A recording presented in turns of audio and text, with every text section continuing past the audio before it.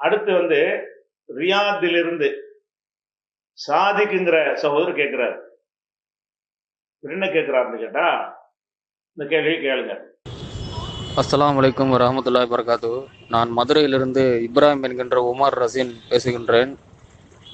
Nagore Hanifa பாடலில் ஒரு நாள் மதீனா நகர்தனிலே என்ற பாடலில் உக்காஷா என்பவர் நபிகள் நாயகம் ஸல்லல்லாஹு அலைஹி வஸல்லம் அவர்களிடம் தன் மீது சாட்டை அடி விழுந்து விட்டதாகவும் அதை திரும்ப நான் தங்கள் மீது அடிக்க வேண்டும் என்று கூறி நபித்துவத்தின் இறுதி முத்திரையை பார்ப்பார்கள் என்று அந்த பாடலில் கூறப்பட்டுள்ளது.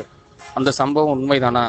ஏனென்றால் நபிகள் நாயகம் ஸல்லல்லாஹு அலைஹி வஸல்லம் அவர்களிடம் நான் அந்த முதுகில் உள்ள நபித்துவத்தின் முத்திரையை பார்க்க வேண்டும் என்று அந்த சஹாபி கேட்டிருந்தாலே உடனே காண்பித்திருப்பாரு. அதற்கு இப்படி சுத்தி வளைத்து ஒரு நாடகம் நடத்த வேண்டுமா? இந்த சம்பவம் உண்மைதானா? அதை பற்றி சற்று விளக்கவும். அஸ்ஸலாமு அலைக்கும் வரஹ்மத்துல்லாஹி வபரகாத்து. மதுரையிலிருந்து இப்ராஹிம்ங்கிறவர் கேட்கிறார்.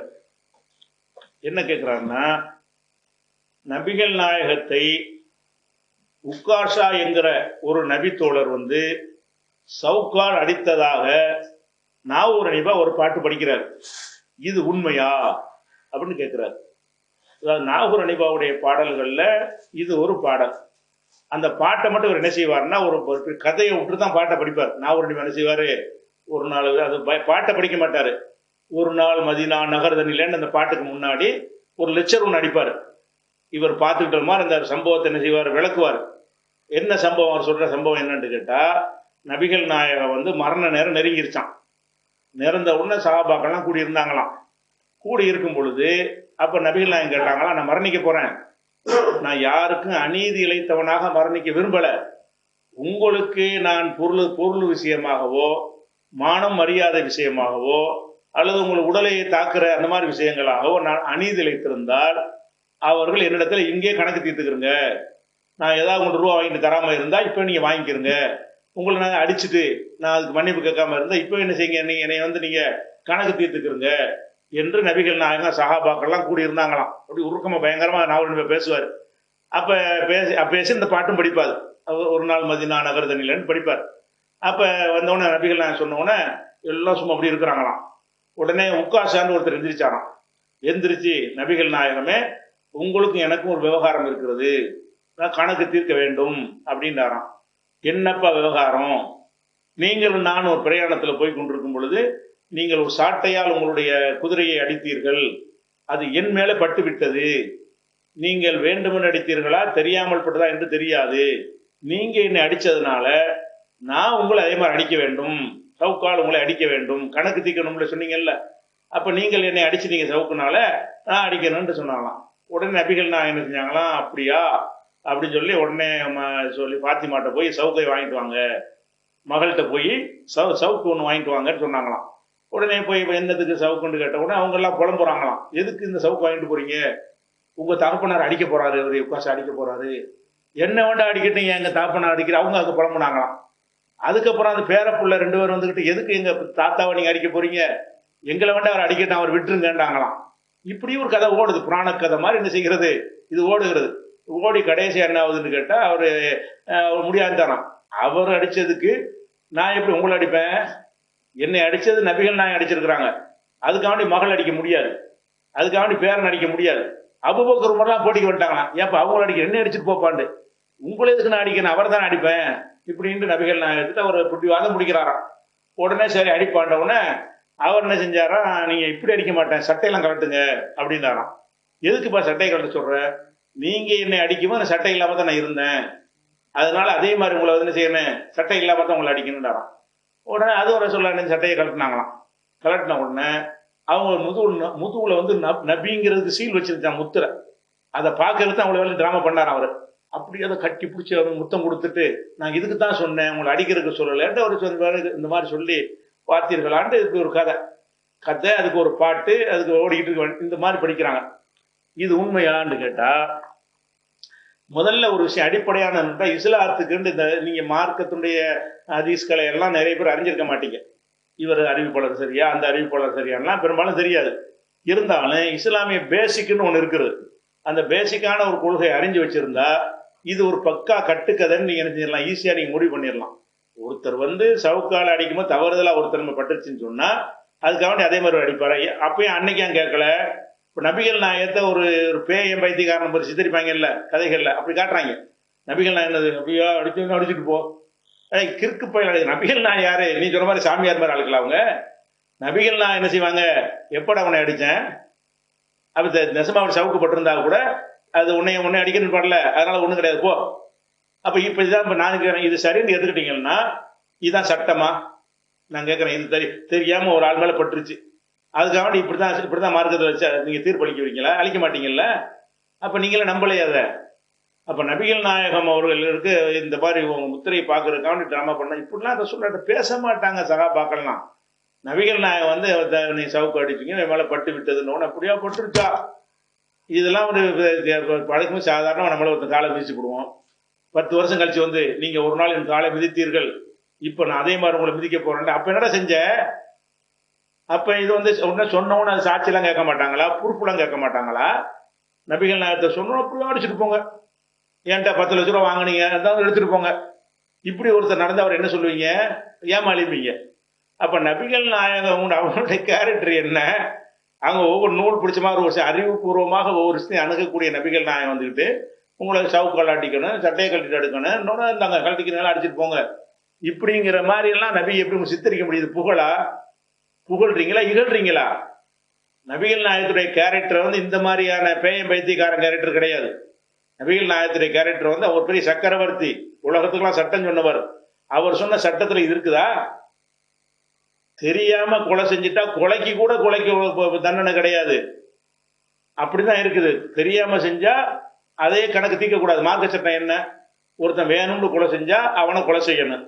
தெரியாம ஒரு புறாவை சுடுறான், கொக்க சுடுறான், அந்த குண்டு போய் மனுஷன் மேல பாஞ்சிருச்சு, அவனை கொல்றதுக்கு அவன் செய்யலை, செத்து போயிட்டான், கொலை குற்றத்துக்கு தண்டனை அவன் கொடுப்பாங்களா? இல்ல, நஷ்டஈடு கொடு, அந்த குடும்பத்தாருக்கு ஏதாவது கொடுப்பாங்க. அதுக்கு வேற இதுக்கு வேற தான். அப்ப நபிகள் நாயகத்தை வந்து வேணும்னு கண்டிப்பா அடிக்கல, தவறுதல படிச்சா இல்ல போய் சொன்னாரான்னு தெரியல. இந்த சம்பவத்தின் பிரகாரம் அவர் மேல பற்றுச்சின்னு சொன்னா, ஏன்பா தெரியாம பட்டதுக்கு வந்து நீ அனுப்பியா? நீ தெரியாம பட்டதுக்கு அதே மாதிரி கணக்கு தீக்கிறது மார்க்கத்துல உண்டா? தெரிஞ்சு வேணும்னு செஞ்சுதானடா அந்த தண்டனை இருக்கு. தெரியாம செஞ்சா அதுக்கு ஏதாவது காசு வாங்கிட்டு போ, அதுக்கு இழப்பீடு ஏதாவது வாங்கிட்டு போ, ஒரு 100 ரூபா அந்த வச்சுக்க போ, இவ்வளவுதான் இஸ்லாமிய சட்டப்படி செய்யணுமா? அல்லது தெரியாம பட்டதுக்கு 25 வருஷம் கழிச்சு வந்து சொல்லுவாரா, முதுவை கழட்டி காட்டுவாங்கடா, என்ன இது? இப்படி ஒரு சட்டம் அல்லாஹ்வுடைய ரசூலுடைய மார்க்கத்தில் இருக்குதா? அந்த விஷயம் சிந்திச்சாலே அது பொய்ன்னு விளங்கிடும். அது போக இந்த நபி முத்திரைன்னு ஒரு கதை எழுதி வச்சுக்கிறாங்க. நபிகள் நாயகத்துக்கு முதுகுல ஒரு முத்திரை ஒன்று இருக்குமா, அதுல முகமது ரசூலுல்லாஹ்னு எழுதி இருக்குமா, அது புடைச்சிக்கிட்டு நிற்குமா முதுகுல. அதை பார்க்கறதுக்கு எல்லாரும் ஆசைப்படுவாங்களாம், அதுக்கு தான் அந்த வேலையை டிராமா பண்ணாராம் அப்படின்னு சொல்லி நபித்துவ முத்திரைன்னு போட்டு இப்படி சீல் வச்சிருந்தா அதை புத்தன ரசூலுல்லாஹ் மறுத்திருக்க மாட்டானே. நபிகள் நாயகம் அல்லாஹ்வுடைய தூதருங்க வார் முதுவப்பார், அல்லாஹ் பிறக்கும் போதே சீல் வச்சு நான் பாரு அப்படின்னு காட்டியிருந்தா அவன் நம்பியிருப்பான். அவன் இப்படி ரசூலுல்லாஹ் எங்கேயாச்சும் நபுவத்துக்கு ஒரு முத்திரைன்னு சொன்னா எந்த ஒரு இடத்திலாவது ரசூல் ஸல்லல்லாஹு அலைஹி வஸல்லம் அவர்கள் நான் இறை தூதர் என்பதற்கு என் முதுகில் சீல் வச்சிருக்கு பாருங்கன்னு சொன்னாங்களா? நீங்க இறை தூதருக்கு என்ன ஆதாரம்னு கேட்ட இடத்துல எல்லாம் என்ன சொன்னாங்க? நான் உங்களோட இத்தனை வருஷம் வாழ்ந்தேனப்ப என் வாழ்க்கை நீங்க பார்த்தது இல்லையா? நான் ஏதாவது பொய் சொல்லியிருக்கிறேன்னா? முதல்ல குடும்பத்தாருக்கு எச்சரிக்கை பண்ணுவீராக அல்லாஹ் வந்து வசனம் இறக்குறான, வந்து ரசீரத்தக்கள் அக்ரபீன், நெருங்கிய உறவினருக்கு எச்சரிக்கை பண்ணுன்றவன உறவினர்லாம் கூப்பிட்டு இங்க பாருங்க, முதுவ பாருங்க, தெரியுதா முத்திரை இருக்கா? அப்படி இருந்தா ஆமான்னு ஏற்றிருப்பாங்களா? அப்படி பெருமை ஆமாடா, எந்த மனுஷன் இப்படி இருக்காத, முத்துவுலேயே சீல் வச்சு முகமது ரசூலுல்லாஹ்ன்ற தோலை இவர் அல்லாஹ்வுடைய தூதர்னு அப்படி எழுதி அவர் பதிய வச்சு இருந்துச்சுன்னு சொன்னா இதுக்கு மேல என்ன ஆதாரம் வேணும்? நவீன காலத்துல வந்து அப்படிலாம் செஞ்சிட முடியும், அந்த காலத்துல எல்லாம் செய்ய முடியாது தானே. இப்படி இருந்துச்சுன்னா அது உன்னையே வச்சு 50 பேர் ஏத்துக்கிட்டு போயிருப்பானே. கொள்கை கோட்பாடை சொல்லிதான் நான் தூதர்னு சொன்னாங்களா, அல்லது இங்க சீலப்பார் இதை பார்னு சொன்னாங்களா? இவன் சீல் வச்சுதான் சொல்லலாம், முதல்ல செய்யலாம். நுபுவத்து முத்திரை, நுபுவத்து முத்திரைன்னு இதுக்கு பேரு. நுபுவத்து முத்திரைன்னு ஒண்ணு இருக்குதா முதல்ல? அதெல்லாம் கிடையாது. நுபுவத்து முத்திரை இருந்தா நபிகள் நாயகத்துக்கே வந்து அவங்க சின்ன வயசுல தெரிஞ்சிருக்கும்ல முகமது ரசூலுல்லாஹ் இருக்குன்னு சொல்லி. அவங்களுக்கு வஹி வரும்போது அவங்களுக்கு டவுட் வந்திருக்குமா? வஹி வந்து பயப்படுறாங்க, பயப்பட்டு போய் வரக்காட்டை கூட்டிட்டு போறாங்க. வரக்காங்கிற ஒரு ஆள்கிட்ட ஹதீஜாமா கூப்பிட்டு போறாங்க. இவங்க நடந்ததெல்லாம் சொல்றாங்க. மோச இடத்துல வந்தவர், நாமூசுட்ட வந்தவர் தான் உன்கிட்ட வந்திருக்கிறாரு, உன்னை ஊராரெல்லாம் விரட்டுவாங்க, நீ விரட்டக்கூடிய நேரத்தில் நான் இருந்தால் உனக்கு பக்கபலமா இருப்பேன் அப்படின்னு ஆறுதல் படுத்துறாரு. அப்ப கூட என்ன செய்யல, அவன் முதுவை பார்ப்பா, முதுவை சீல் இருக்கு பார்க்கலையான்னு சொல்லல. ஹதீஜா நாய் கூட என்ன செய்யல, ஆறுதல் படுத்தும் போது நீங்க எதுக்கு கவலைப்படுறீங்க, உங்களுக்கு தான் அல்ல முத்திரை குத்திட்டானே, முகமது ரசூலான்னு முதல்ல முத்திரை குத்தி வச்சிருக்கிறானே, அப்ப நீங்க ஏன் கவலைப்படுறீங்க, இந்த ஹதீஜா நாய்க்கு ஆறுதல் சொன்னாங்களா? அப்ப வந்து அவங்களுக்கு என்ன செய்யுது, நம்ம இறைத்தூர் ஆயிட்டோம்னு உங்களுக்கு தெரியல, குழம்பி போய் தான் என்ன செய்யறாங்க, போத்துங்கள் போத்துங்கள் அப்படி ஜம்பிலூனின்னு சொல்லி சொல்றாங்க. அப்ப பயந்து நடுங்கி கொண்டு ஏன் வர வேண்டும், இது நிறைவேறுகிறது, சீல் வச்சது நிறைவேறுகிறது. அப்படியே செஞ்சிருப்பாங்க. 40 வருஷமா இருந்துட்டு இருக்க உடம்புல டெய்லி வெயிட் பண்ணிட்டு இருந்திருப்பாங்க. முத்திரை இருக்கு, முத்திரை கண்டிப்பா இது தூதருங்கிற ஏதோ ஒரு பட்டம் நமக்கு வரப்போகுது அப்படின்னு இருந்தாங்களா? இது கட்டுக்கதை. நபி முத்திரை என்று சொல்வது என்னது? கட்டுக்கதை, பொய். நபிகள் நாயகத்துக்கு அப்படி மூர்த்திர சீல் அடிச்செல்லாம் இருக்க கிடையாது. அது மாதிரி உள்ள இந்த மாதிரி பொய்யான செய்திகள்ல வந்து எழுதி வச்சிருப்பாங்க. அதை பார்த்தாங்களா, அதை முத்தமிட்டாங்களாம். எல்லா சகாபாக்களுக்கும் அன்னைக்கு தான் தெரிஞ்சுட்டான் முத்திரை ஆகா, நமக்கு ஒரு வாய்ப்பை இந்த உகாஷா என்பவர் ஏற்பு தந்துட்டாருன்னு இப்படி கதையை விட்டு பில்டப் பண்றாங்க. இதுல வந்து இது வந்து ஒரு இந்த சம்பவம் பொய்ங்கிறதுக்கு இவ்வளவு போதும். இருந்தாலும் இதை வந்து இந்த பொய்ங்கிற இந்த சம்பவம் இருக்குதான்னு கேட்டா இருக்குது. இட்டுக்கட்டிலாம் இவங்க இட்டுக்கட்டி சொல்லல, இட்டுக்கட்டி சொன்னதை எடுத்து சொல்கிறார்கள். எப்படின்னு கேட்டா, இட்டுக்கட்டப்பட்ட ஹதீஸுகள் சில பேர் நூல் எழுதியிருக்கிறாங்க. அந்த நூல் பேர் அல் அல் ஆசாருல் மர்ஃபுஆ, அந்த மாதிரியான ஒரு நூல். அந்த நூல்ல என்னன்னு கேட்டா, ஹதீஸ் என்னென்னலாம் இட்டு கட்டுறாங்களோ அதெல்லாம் அதுல இடம்பெற்றிருக்கும். அதே மாதிரி அல்ல ஆலில் மஸ்னுஆ, இட்டு கட்டப்பட்ட முத்துக்கு, அதாவது மஸ்னுஆண்டா தயாரிக்கப்பட்டது, செயற்கையாக தயாரிக்கப்பட்ட முத்துக்கள், செயற்கை முத்துக்கள் பேர்ல ஒரு நூல் இருக்கிறது, சுயித்துடைய நூல். அதுல என்ன செய்யறாருன்னு கேட்டா, என்னென்ன ஹதீஸ் எல்லாம் அவர் காலம் வரைக்கும் பொய்யாக இட்டு கட்டினாங்களோ அதையெல்லாம் எடுத்து போட்டிருப்பாங்க. அதே மாதிரி மௌதுஆத்துல் குப்ரா, இட்டுக்கட்ட பெரிய நூல், இட்டு கட்டப்பட்டது சின்ன நூல் ஒன்று இருக்கு, இட்டுக்கட்ட பெரிய நூல் ஒரு நூல் இருக்கு, தன்சீஹு ஷரியா. இந்த நூல்கள் எல்லாம் என்னன்னு கேட்டா, இட்டுக்கட்டப்பட்ட செய்திகளை பட்டியல் போடுகிற நூல். இந்த 4 நூல்லையுமே இந்த சம்பவத்தை எழுதுறாங்க. இட்டுக்கட்ட ஒரு ஹதீஸ்ல இது ஒன்று, இட்டுக்கட்டப்பட்ட செய்தியில் இது ஒன்றுன்னு சொல்லி இந்த 4 நூல்லையுமே இந்த உகாஷான்னு சொல்லக்கூடிய இந்த கதை இருக்குது, இல்லைன்னு இல்லை. அதுல அந்த காலத்துல எவனை இட்டு கட்டி அறிஞர்கள் கொந்தளிச்சு போய் இப்படிலாம் புழுகுறாங்களேன்னு சொல்லி அந்த காலத்துல நூல்ல அதை பதிவு செஞ்சு இது ஒரு பித்தலாட்டம் பொய்ன்னு சொல்லி செய்யறாங்க. ஒவ்வொருத்தரும் அது அந்த முத்திரை தான் வச்சிருக்கிறாங்க, நபுவத்து முத்திரை வைக்கல. இட்டுக்கட்டப்பட்ட ஹதீஸுங்கிற முத்திரை குத்திட்டு போயிட்டாங்க. அந்த மாதிரி ஒரு விஷயம் இருக்குது. இதுல வந்து தபுரானிங்கிற நூல்ல இதை பதிவு செஞ்சிருக்கிறார். இதை செய்யறவர் யாருன்னு கேட்டா, அப்துல் முன்ஐம் இத்ரீஸ் இப்னு சினான் என்பவர் இதை அறிவிக்கிறார். இவர் யாருன்னு கேட்டா, பொய்யர் என்று சந்தேகிக்கப்பட்டவர், அதாவது நபியின் பெயரால நல்லா பொய் சொல்வாரு என்று இவர் அறிவிச்சால் இட்டுக்கட்டுன்னு அர்த்தம். இவர் என்ன செய்வார்னா, நபி சொன்னதாக துணிஞ்சு பொய்யை விட்டு அடிப்பார்.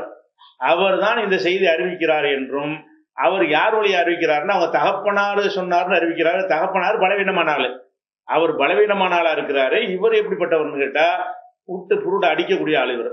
இப்படிப்பட்ட ஆள் வழியாகத்தான் இந்த சம்பவம் இடம்பெற்று புகாரி தபுரானிங்கிற நூல்ல இருக்கிறது. இதனுடைய அறிவிப்பாளர்கள் இப்ப சொன்ன கதை பூரா அதுல பெரிய சம்பவமா வருது. 2, 3, 4 பக்கத்துக்கு ஒருத்தர் மனப்பாடம் கூட பண்ண முடியும், அவ்வளவு பெரிய ஹதீஸா வருது. அவ்வளவு பெருசு மனப்பாடம் பண்ணி ஒருத்தர் அறிவிக்கிற மாதிரி வருது. இதெல்லாம் அந்த இட்டுக்கட்டுற ஒரு ஆள் என்ன செய்யறாரு, இவர் அறிவித்த எந்த ஹதீஸா இருந்தாலும் இட்டுக்கட்டணும்னு தள்ளி விட்டுருவாங்க.